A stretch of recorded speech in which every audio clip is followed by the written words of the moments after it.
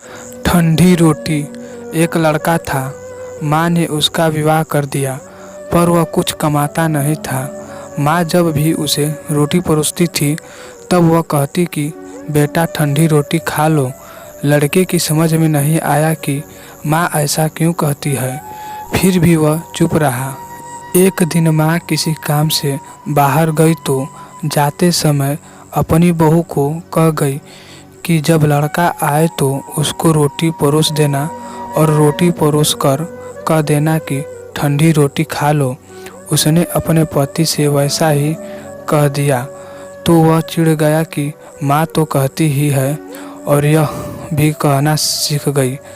वह अपनी स्त्री से बोला कि बता रोटी ठंडी कैसे हुई? रोटी भी गर्म है, दाल साग भी गर्म है, फिर तू ठंडी रोटी कैसे कहती है? वह बोली कि यह तो आपकी माँ जाने। आपकी माँ ने मुझे ऐसा कहने के लिए कहा था, इसीलिए मैंने कह दिया। वह बोला कि मैं रोटी नहीं खाऊंगा, माँ तो कहती ही थी, तू भी सीख गई। माँ घर आई तो उसने बहू से पूछा कि क्या लड़के ने भोजन कर लिया? वह बोली कि उन्होंने तो भोजन किया ही नहीं, उल्टा नाराज हो गए। माँ ने लड़के से पूछा तो वह बोला कि माँ तू तो रोज कहती थी कि ठंडी रोटी खा ले और मैं सह लेता था, पर अब यह भी कहना सीख गई। रोटी तो गर्म होती है, तू बता कि रोटी ठंडी कैसे है? माँ ने अपने बेटे से पूछा कि ठंडी रोटी किसको कहते हैं?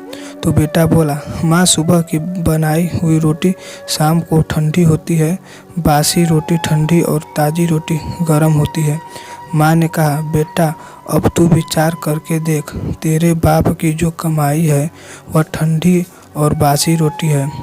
गरम ताज़ी रोटी तो तब होगी जब तू खुद कमाकर लाएगा। लड़का समझ गया और माँ से बोला कि अब मैं खुद कमाऊंगा और गरम रोटी खाऊंगा। इस कहानी से यह शिक्षा मिलती है कि विवाह होने के बाद ठंडी रोटी नहीं खानी चाहिए, अपनी कमाई की रोटी खानी चाहिए।